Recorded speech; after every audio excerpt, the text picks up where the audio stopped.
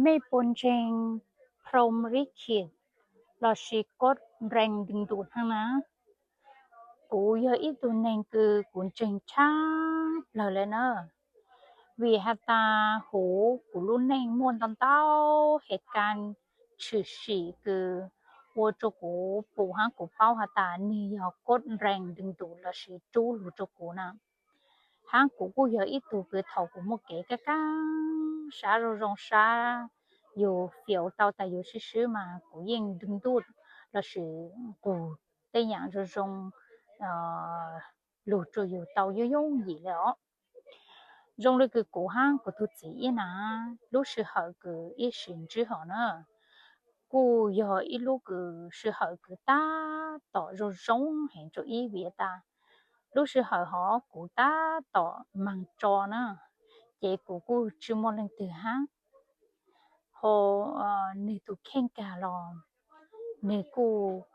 ta tọn trả ít tụ ha nữa chị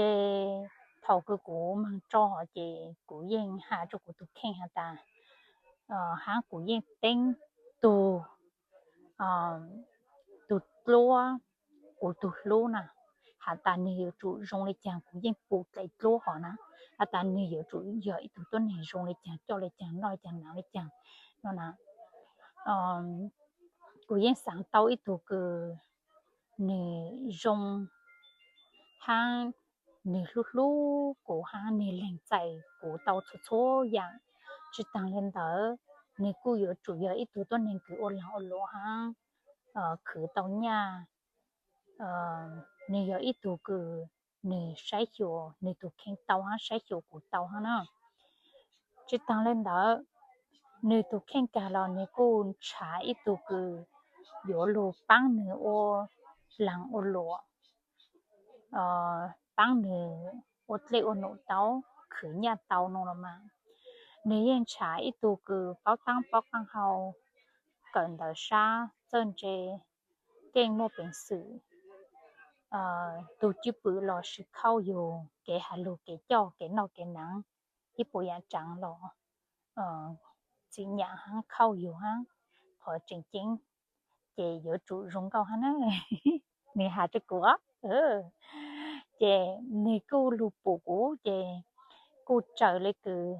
lấy chúa cứ nè tên cha hắn á để nè sao lấy trả chế xa cứ lù dỗ của hắn họ để còn nó của dân trên tàu hạ tài dân giờ luôn tu văn chỉ giờ sau muốn thì